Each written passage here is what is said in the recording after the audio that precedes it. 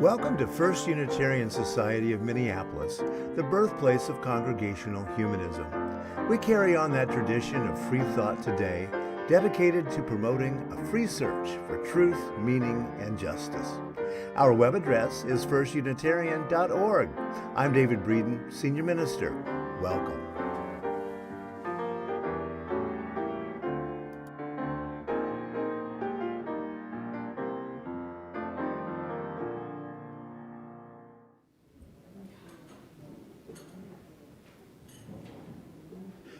Welcome, everybody, to First Unitarian Society of Minneapolis.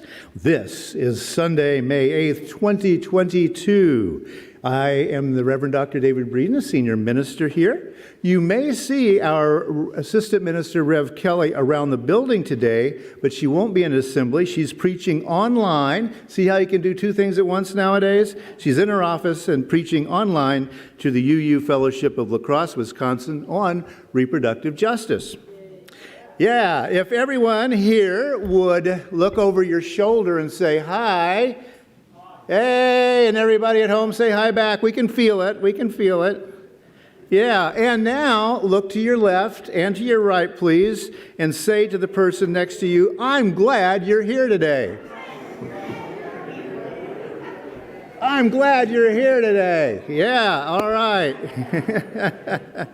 Good. Well, it is Mother's Day, and today we pay homage to all of the mothers and all the many configurations of family. First Unitarian Society is a member congregation of the Unitarian Universalist Association of Congregations. Yes, that's a bit of a mouthful, but we are intentionally and radically inclusive. As a congregation, we are a humanist community dedicated to fostering a free search for knowledge and meaning. We strive for justice, and we serve one another, the Twin Cities, and beyond. After assembly today, if you're new to FUS, you can join our monthly Welcome to FUS session at noon. That is in Rev. Kelly's office, and she'll be in the office, by golly, live. Or if you're online, she'll be on there too, watching the chat for the link. If you're in the building today, join us for refreshments downstairs in the lower assembly hall immediately after assembly. And don't forget to stop by the Active Voices table to see what they're up to. Yes, and if you're joining us online, there will be a Zoom coffee hour, so watch for that link in the chat. If you don't see it, you can email me, minister@firstunitarian.org, and I will send you the link. I do want to look at our three smiling faces back there. I know they are smiling despite the, we can't see. Okay, well. But yes, thanks to our audiovisual engineers for making our online presence possible. And whether you're online or in the building today, we are so glad you're here. Hey, FUS. I want to welcome to the stage the wonderful Lila Ammons. Our guest, yes, give it up. Good morning. And we've got Dale Alexander back on piano. I'm the interim music director, Ted Olson. I've probably met most of you by now.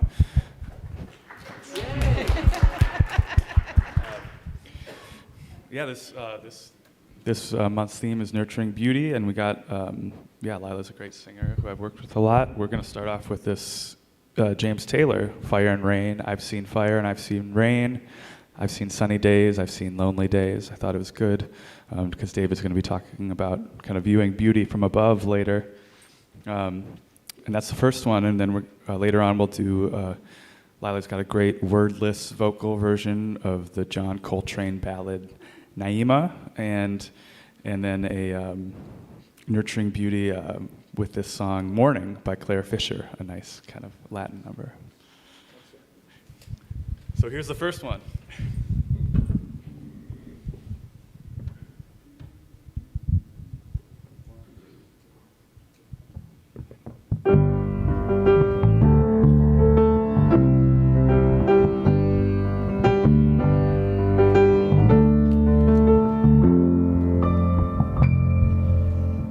Just yesterday morning, they let me know you were gone. I guess all the plans you made put an end to you. I walked out this morning and I wrote down this song.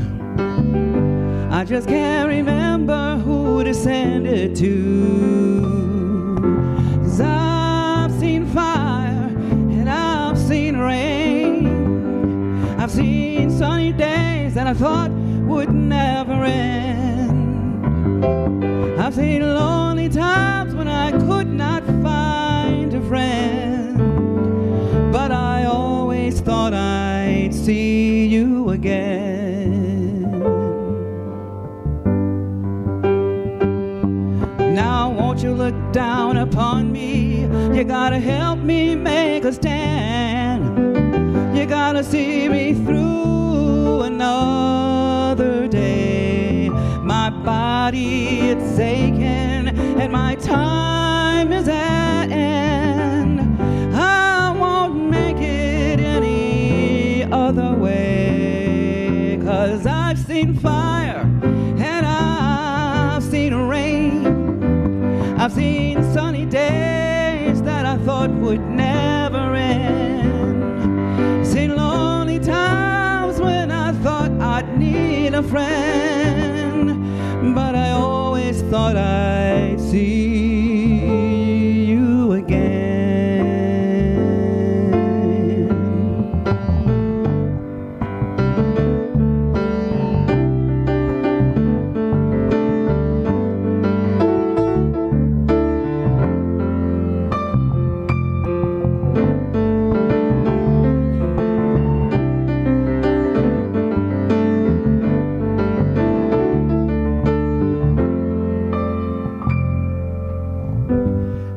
Walking my mind to an easy time, back turned towards the sun. You know when the cold wind blows, it'll turn your head around.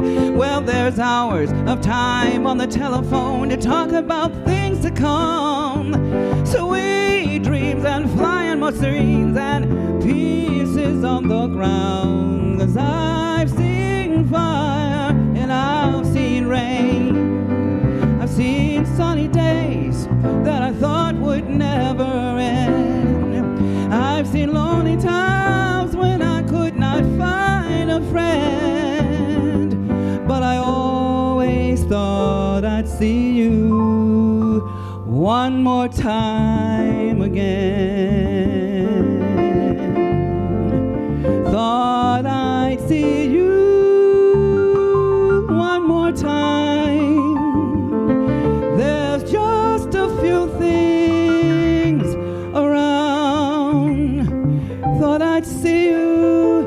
Thought I'd see you, fire and rain now.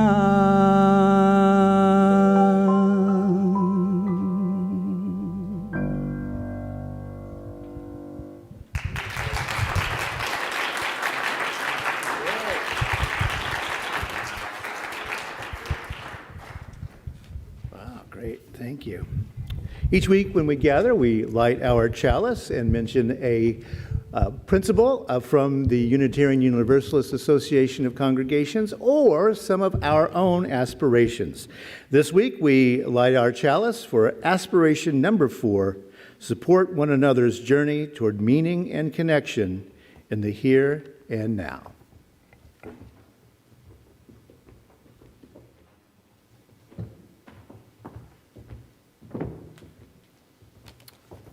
Please join in the first congregational song, number 133 in the Gray Book. Our world is one world. I think it's 134, isn't it? Is it? Or maybe it's 133. Our world is, well, whatever. Those are the words. There we go. 134. Yep, and do stand up. Yes, wait.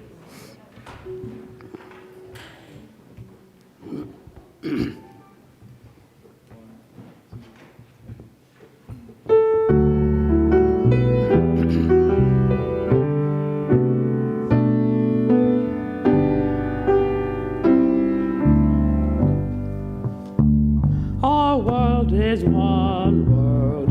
What touches one affects us all. The seas that wash us round about, the clouds that cover us, the rains that fall. Our world is one world. The thoughts we think affect us all. The way we build our attitude with love or hate we make a bridge or wall. Our world is one world. Its ways of wealth affect us all. The way we spend, the way we share will harm the rich or poor, or stand or fall. Our world is one world, just like a ship that bears us all, where fear and greed make many whole, but where our hearts can hear a different call.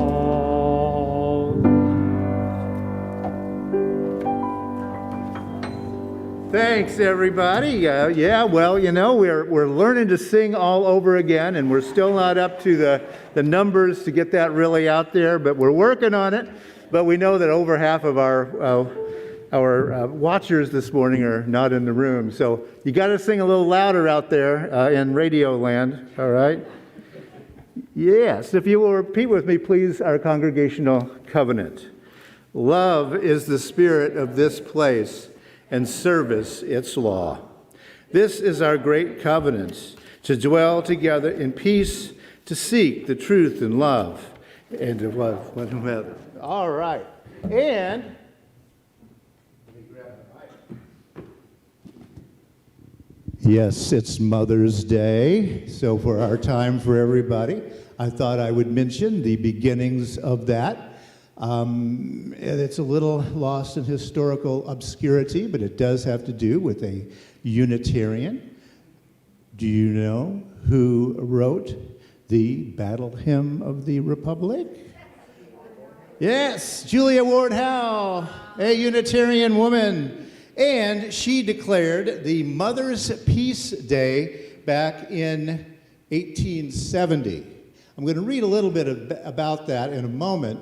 But then you can see how Mother's Day got a little bit co-opted, because the more patriarchal, traditional Mother's Day kind of got passed into law in 1914 by President Woodrow Wilson. And the more schmaltzy part of Mother's Day really comes from that. And you can see why as I read a little bit of what Julia Ward Howe had to say. Arise, all women who have hearts, whether your baptism be that of water or of tears. Say firmly, we will not have great questions decided by irrelevant agencies. Our husbands shall not come to us reeking from carnage for caresses and applause. Our sons shall not be taken from us to unlearn all that we have been able to teach them of charity, mercy, and patience. We women of one country will be too tender of those of another country to allow our sons to be trained to injure theirs. From the bosom of the devastated earth, a voice goes up with our own. It says, disarm, disarm. The sword is not the balance of justice. Blood does not wipe out dishonor, nor violence indicate possession. And that's the real roots of Unitarian Mother's Day. Well, if you will join me in singing our kids out today. Me too.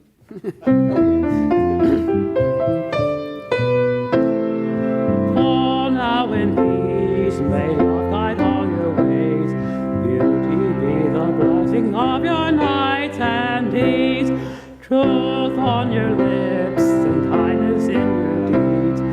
Faith to follow where the human spirit leads. Well, good morning, everyone. My name is Shelley Schreffler. I'm chair of the Board of Trustees here at the First Unitarian Society. Each year, the Board of Trustees presents the Dulcin Award to an FUS member or members who have demonstrated extraordinary service to FUS and the larger community. Well, typically we announce this award at the annual meeting, but we're breaking with tradition this year so that we can award or we can recognize this individual in person. Our awardee has been a member at FUS for over 67 years. And at the time this person joined, FUS had only been around for 74 years. So she's seen quite a bit of our history and has been part of our community for almost half of its existence. Well, it's hard to capture the expanse of this person's contributions and impacts. She has for decades kept up with members every month, tracking their health status, checking on living situations, and figuring out what they might need from other members. She has given countless rides, made countless phone calls, and probably even some this week, and has helped navigate bureaucracies. And she has done all of this with unfailing humor and hope. Being a caring team volunteer member is one of the least visible roles in the congregation, but it probably has the greatest impact and is essential for maintaining our sense of community. And it does make a significant impact on individuals' lives. Our awardee once had a career as a school social worker, but she never retired from a life of service, and we at FUS have benefited beyond words. Well, I think you know who I'm talking about. Ruth Agar. Her incredible dedication and contribution make her a worthy and perhaps overdue choice for this year's Dulcin Award. Please help me in congratulating Ruth. Ruth.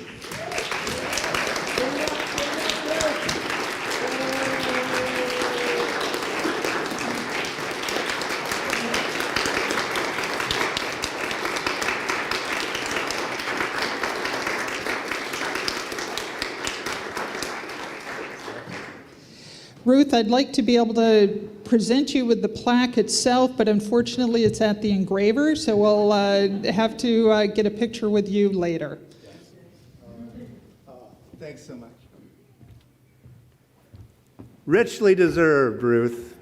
Ruth is also up on Tuesdays, Thursdays, and Fridays for my Coffee and Wisdom through the week, and always adds a great little dimension to our conversations, and it's always great to have you along, Ruth.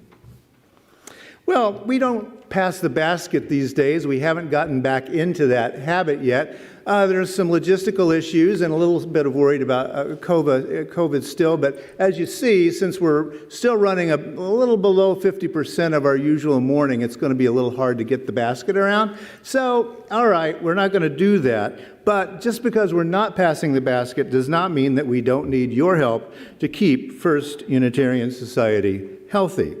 The easiest way to give is to go to our website, firstunitarian.org, and click the Give link that's on the upper right corner on the website. You can also give on PayPal and the Vanco mobile app, or you can send a check. For those who are in the building today and would like to contribute, stop by the office after assembly, or we will have the electronic kiosk around for you to use. And thank you for making the work of First Unitarian Society possible. On Sundays, when we gather, we take a few moments to reflect on the joys and sorrows and milestones of the human experience. We do this so that we stay in touch with our own humanity. We do this to remind ourselves the value of a moment of stillness. And we do this so that no one among us is alone, either in celebrating a joy or in facing the burdens of life. This week, we carry fresh outrage and grief about the continued danger to reproductive rights in the country. Rev Kelly's blog post on our website offers comfort and hopeful action as we navigate what comes next. Please reach out to her or to me if you're having some difficulty navigating your feelings around this threat. Long-term FUS member Joyce Bloomquist had hip surgery this week. All went well, and there's every reason to expect a return to full mobility. Despite her pain, she is recovering very well, and Joyce's daughter Christina reports that the biggest challenge is keeping Joyce in bed. Yep, we know Joyce that way, don't we? If you'd like to send a card, we will have the address downstairs for you to send. Frank Hansen and Shelley Colvin report that their son, Seppo Niami Colvin, has successfully defended his math dissertation. Whoa! He will receive his doctoral hood in a ceremony this Sunday at Duke University. Yeah.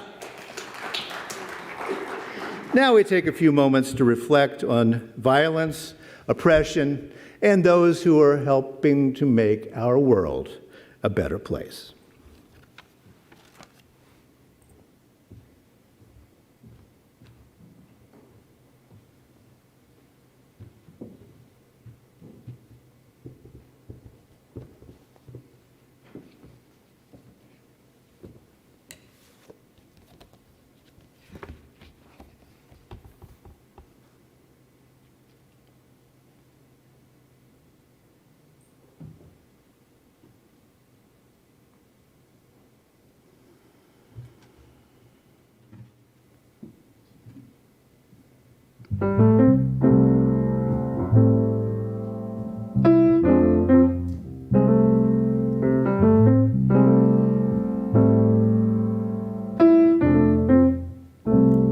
When I breathe in,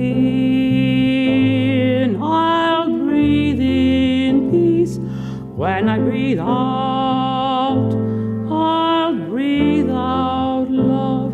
When I breathe in, I'll breathe in peace. When I breathe out, I'll breathe out love.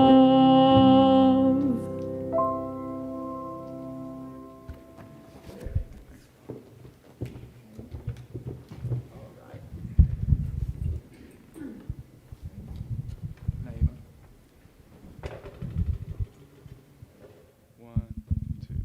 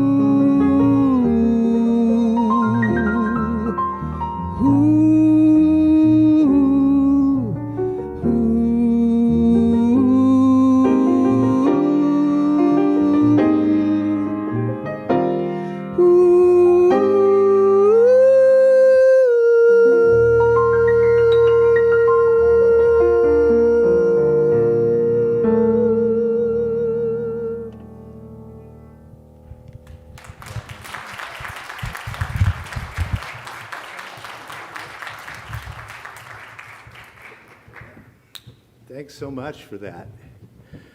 John Coltrane, one of the most spiritually conscious composers ever.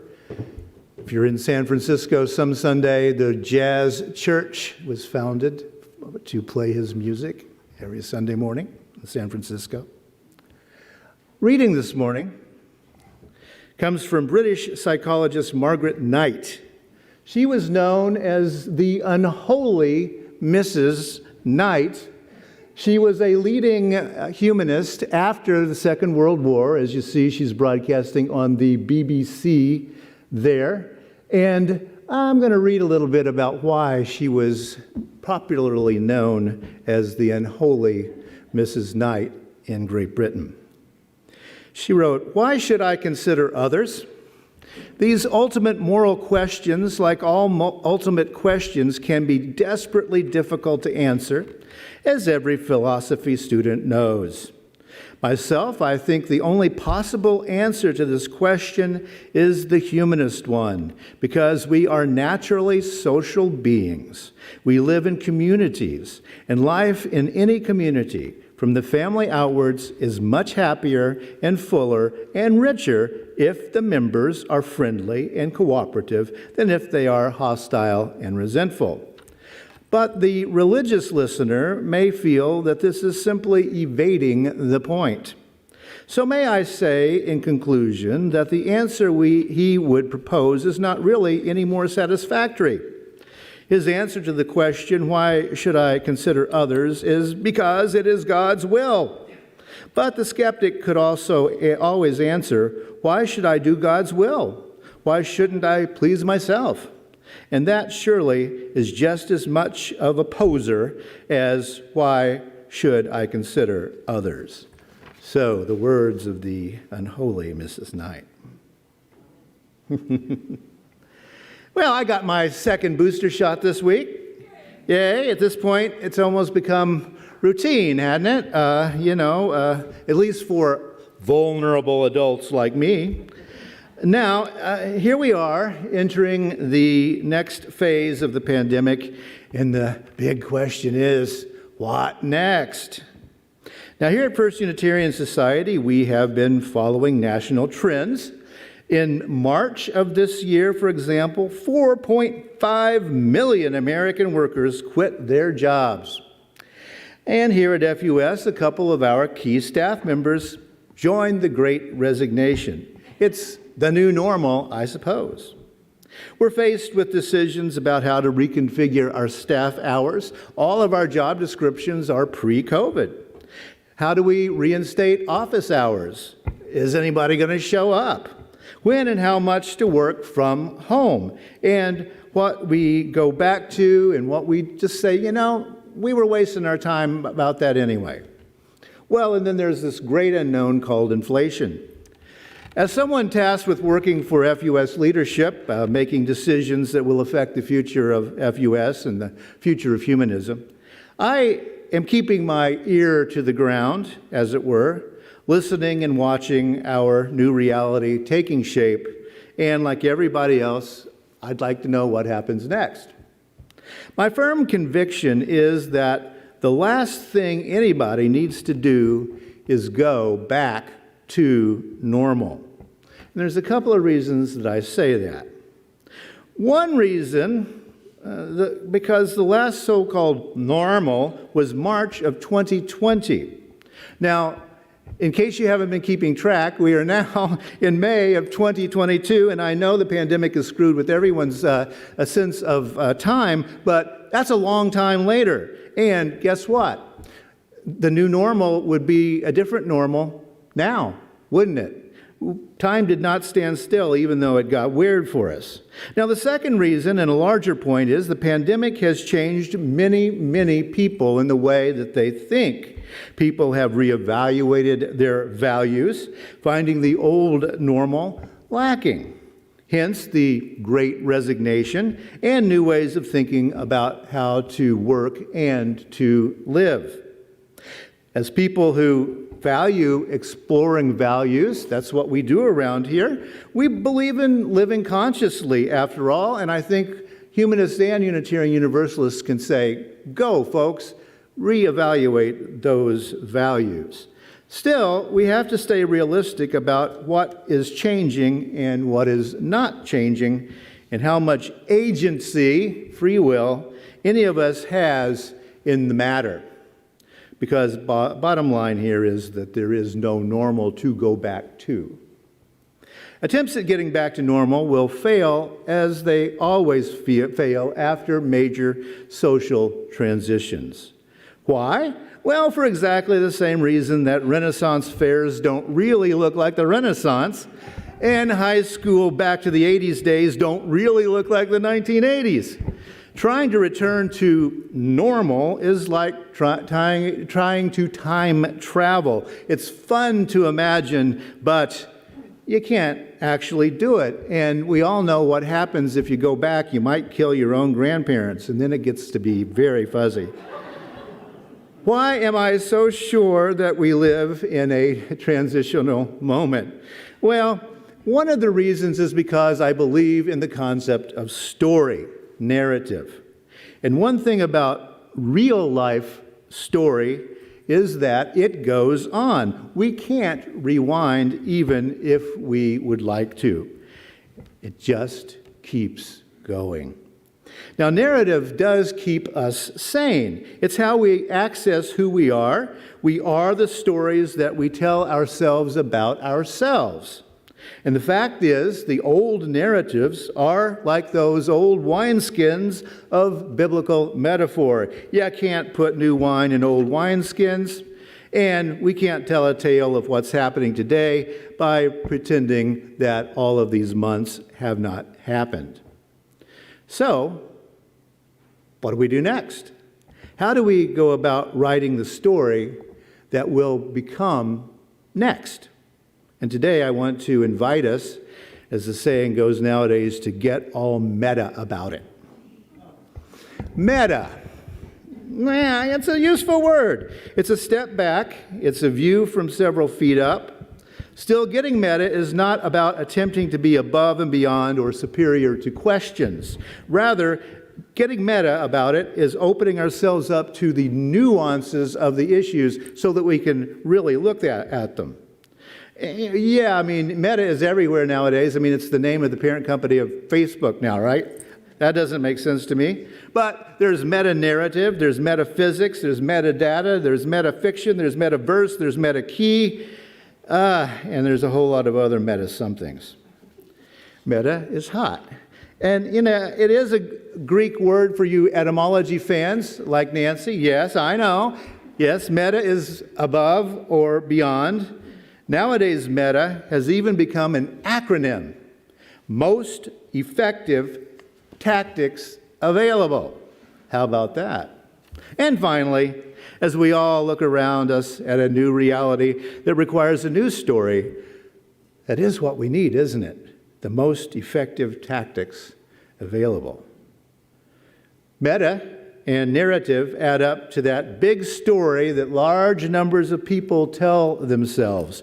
It's the broad strokes of a worldview and how each of us makes meaning out of the kind of just things that happen randomly, sometimes it seems. The story is what we do with events to make them make sense. Now, postmodern philosophers talked about the death of the meta-narrative, but by that they did not mean that meta-narratives are dead, but rather that they are bifurcating and trifurcating and quadricating, which is not a word, but that you can tell by the etymology what it means. In our time, even before the pandemic, we have a whole bunch of micro-narratives that sometimes add up to a meta-narrative. I know it gets a little confusing at some, but somehow those micros add up to a sort of a big one, but sometimes it's a little bit off target. For example, what does patriotism mean in the larger story of being a citizen of the United States? That's become kind of complicated. The old question is, is resistance patriotic?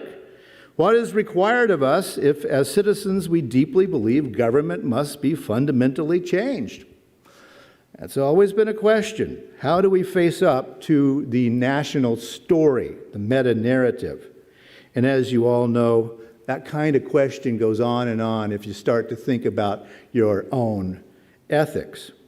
But still, even though there are oodles and gobs of conflicting micro-narratives, I think there are, broadly speaking, two meta-narratives, not only here in the U.S., but in many places around the world. And we've been seeing it a lot in the news, the meta-narrative of liberal democracy and the meta-narrative of nationalism. Now, sure, that's an oversimplification, and the more oversimplified being the progressive versus conservative angle. Now, we all know this, of course, but as the American form of this bifurcation manifests in Christian nationalism, those of us with a secular and liberal viewpoint can't help feeling a bit of concern about that. And we can't avoid worry about the survival of what we call liberal democracy itself. The pandemic has called into question, for example, the American narrative that all Americans love freedom and democracy. Freedom and democracy are not the same thing, are they? And are they competing goods? Another narrative, the civil rights and civil liberties are an onward and upward and ever-accelerating American value. Nope, we have seen that we can turn around and go backwards on a dime. That narrative wasn't true. The pandemic has revealed that some stories we have been telling ourselves are mere fantasy. Going meta helps us realize these kinds of realities. And as I see it, humanism itself is one of those meta things. It's meta-religion, it's meta-philosophy. We humanists see the human religious impulse and the many things that the human religious impulse has created. Scripture, thinking and living according to scriptures, writing them. And what about all of the architecture around us? All of those things are creations of the human imagination. That's the story we humanists tell of human experience. Seen as such, human religions and philosophies can be placed side by side with other human accomplishments. Yeah, religion, yeah, Christianity, yeah, Hinduism, and farming and governments and economies and cities and transportation and on and on and on. All part of the fertile human imagination. With our narrative of human achievement, we humanists are at one extreme in this bifurcation. Of course, we're on one margin of U.S. society.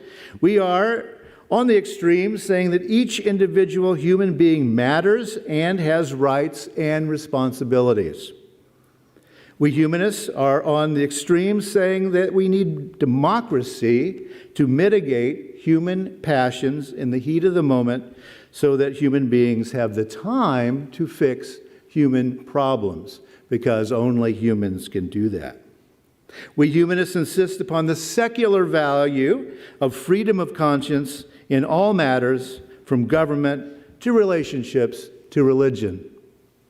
On the other extreme of U.S. society is the meta-narrative of the Christian God who founded the United States with a special mission to save humanity from itself and usher in the second coming of Christ.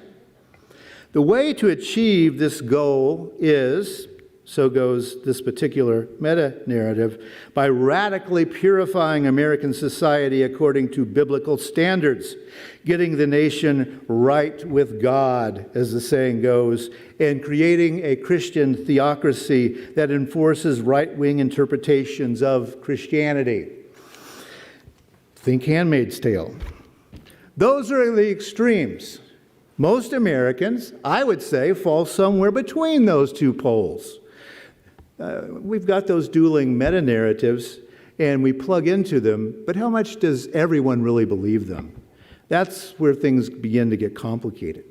For example, mainline Protestants and liberal Catholics agree with us on almost all social issues, and many are completely secular in their notions of good and evil and the gods. Go ask an ELCA Lutheran if natural selection is real.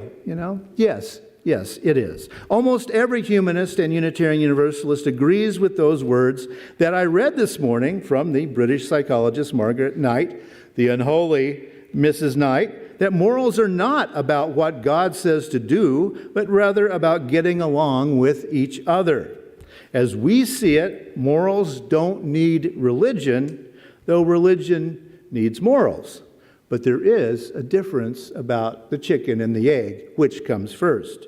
The human moral imagination created human ethics, and then religions came along later to the game.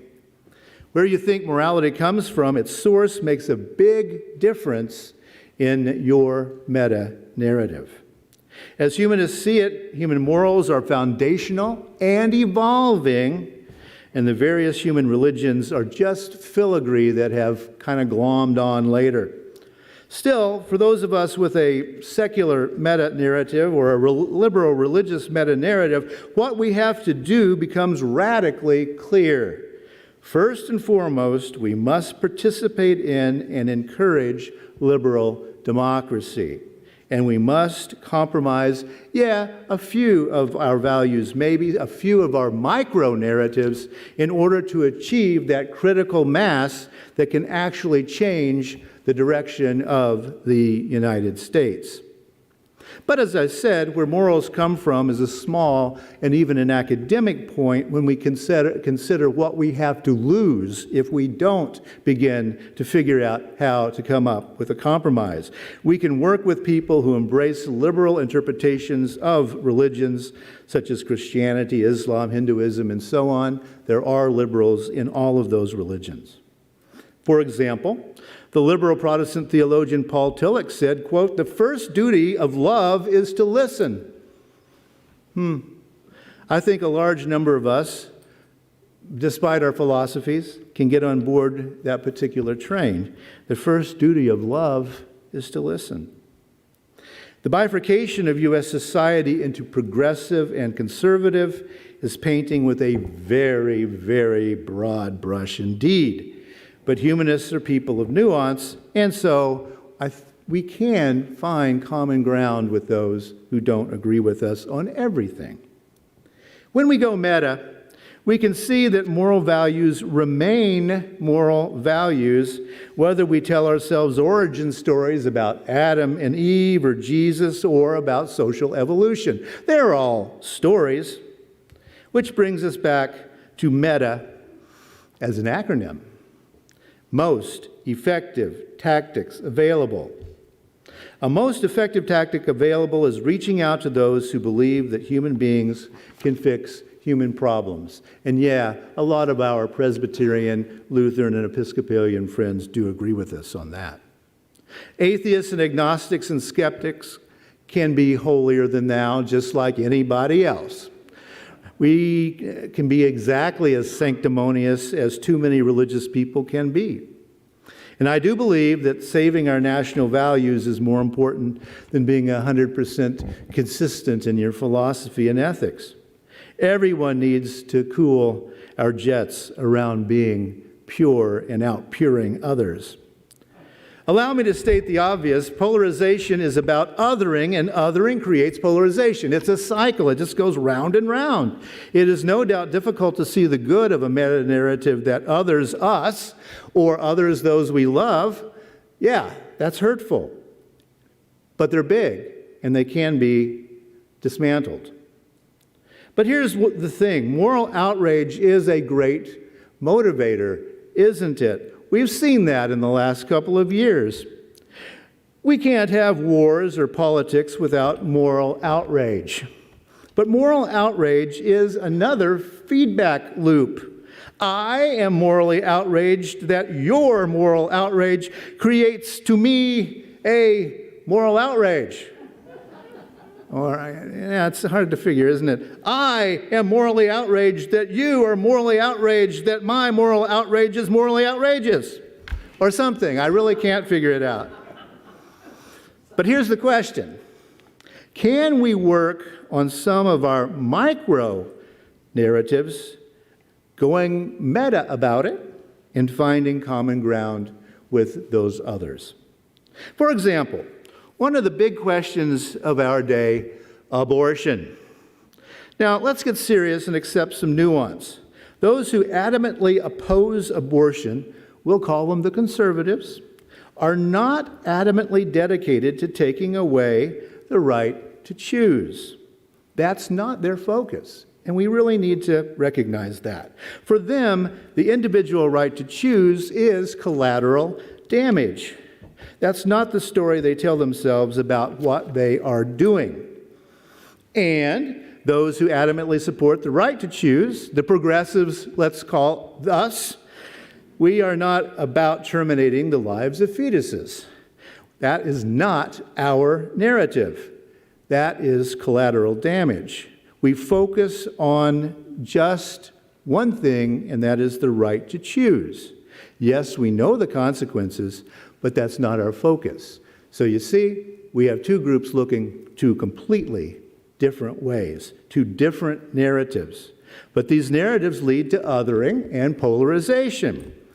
Getting meta about it, we can see how the two narratives don't meet on any sort of common ground. They are mutually exclusive stories. That's a problem. This leads to the muddle that we live in today. But I go back to one of the cornerstones of humanism. People matter more than ideas. People matter more than ideas. Besting an opponent, but leaving that person as an opponent, which is what happened with the Supreme Court decision of 1973, it's going to lead to payback, which is what we see happening in the U.S. today. We didn't get meta about it. How can we find ways to untell some of the stories that are destroying the U.S. social fabric? It's not easy, but I think it's possible. It's hard to see the narratives that we live inside as narratives. No, it's truth. Everything I think has to be true, right? Well, by way of conclusion, I want to look at the example of the British writer G.K. Chesterton. Some of you know him as the writer of the Father Brown Mysteries. He was known in his day, early 20th century, as a Christian and as British could be, and a conservative. He eventually, late in life, converted to Roman Catholicism, and some people think he ought to be made a saint. One of Chesterton's best friends was the Irish playwright George Bernard Shaw, a social progressive who toyed with communism, socialism, atheism, and agnosticism.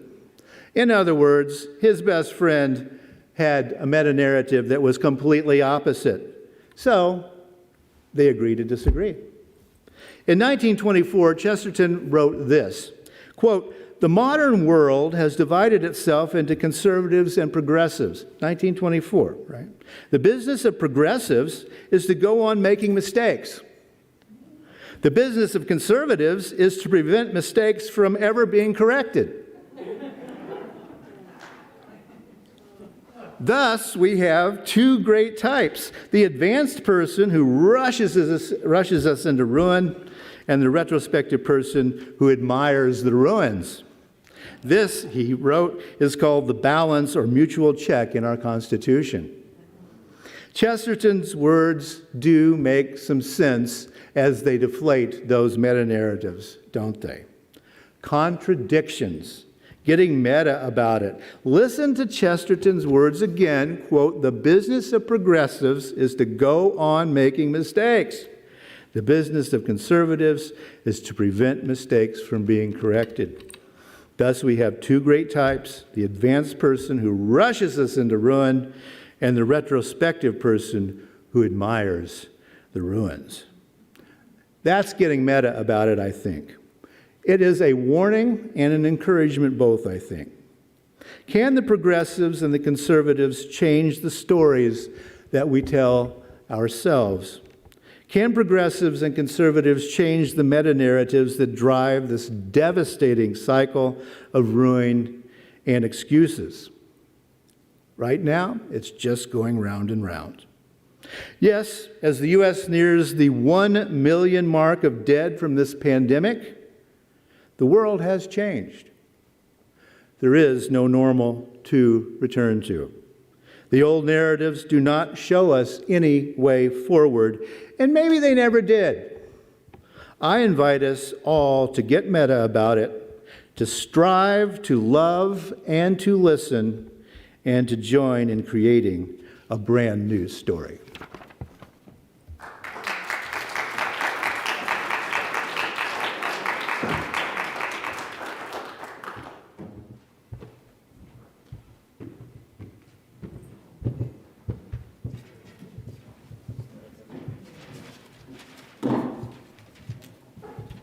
If you'd all turn to 1026 in the teal hymnal, Lila is going to help lead us through If Every Woman in the World.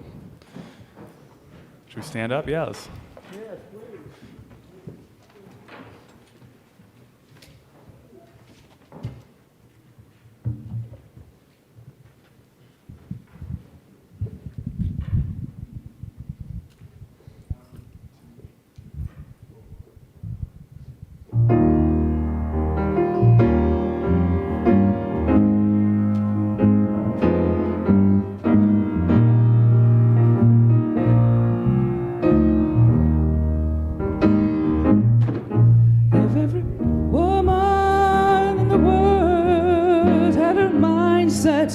On freedom, if every woman in the world dreamed of sweet dreams of peace, if every woman of every nation, young and old, each generation, held a hand out in the name of love, there would be no more war.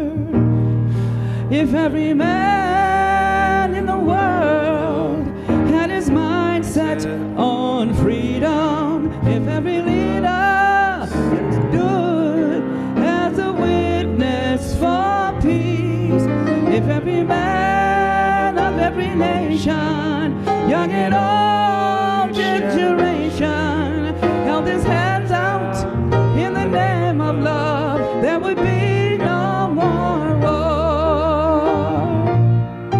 If every leader in the world shared a vision of freedom, if every leader in the world shared sweet dreams of peace, if every leader of the ocean worked to justice and liberation, holding hands out in the name, there would be no more war.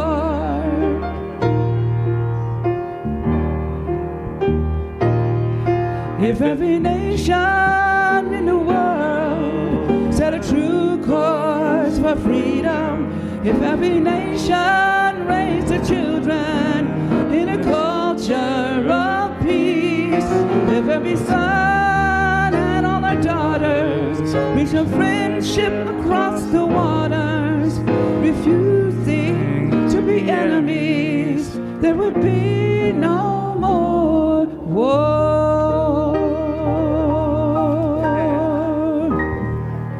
Wow, thank you so much. Please be seated and repeat with me our extinguishing the chalice words. We extinguish this flame, but not the light of truth, the warmth of community, or the fire of commitment. All of these we carry in our hearts and in our minds until we are together again. Closing words, go out into the world. Be fearless, ask questions, hold on to what is good. Strengthen the weak, comfort the fearful, serve the suffering, do what makes you come alive. Rejoice in the power of the human spirit. So may it be.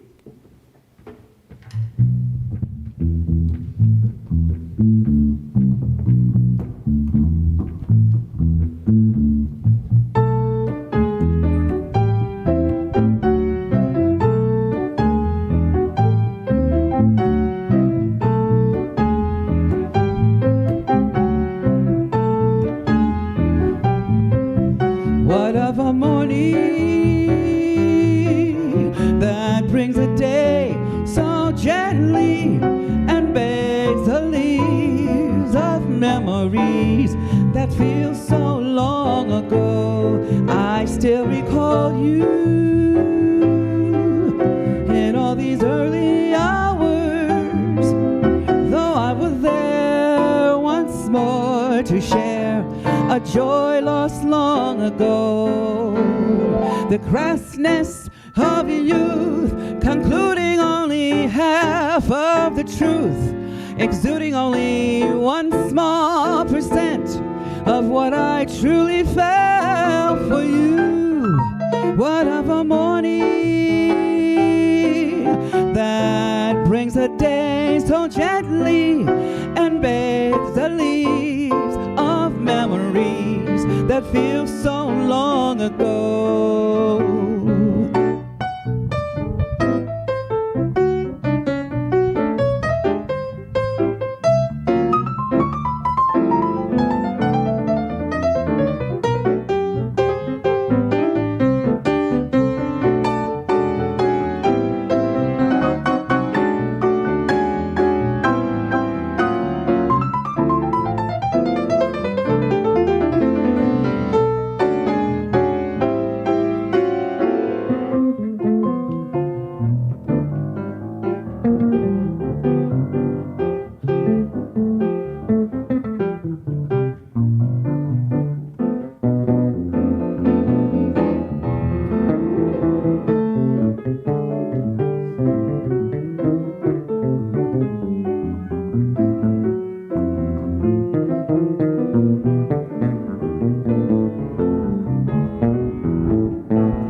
What of a morning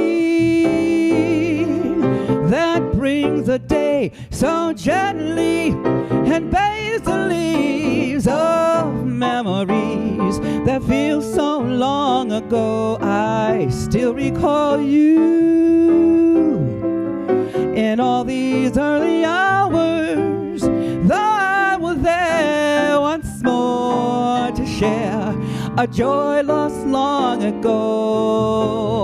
The crassness of youth, exuding only half of the truth, concluding only one small percent of what I truly felt for you. And then one morning that brings the day so gently, we set apart things of the heart and lost love long ago. We set apart things of the heart and lost love long ago. That lost love long ago. So bobo day and lost love long ago.